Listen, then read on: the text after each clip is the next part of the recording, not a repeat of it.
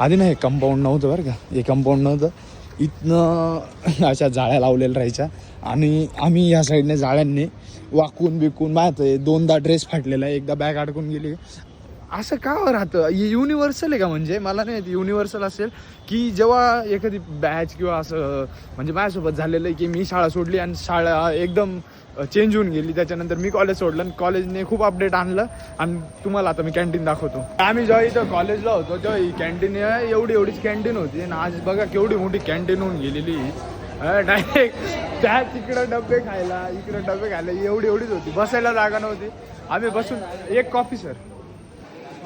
तर रितेश दादा, आपण कॉलेज सोडल्यानंतर एवढी प्रगती केली कॉलेजने, काय तुम्हाला काय 2 शब्द? एका विटाने विटा आहेत का ते डोमचं दिसतंय का? डोमचं आहे बा भाई, तिथे खिडक्या लावल्यात भाई, तिथे खिडक्या लावल्यात.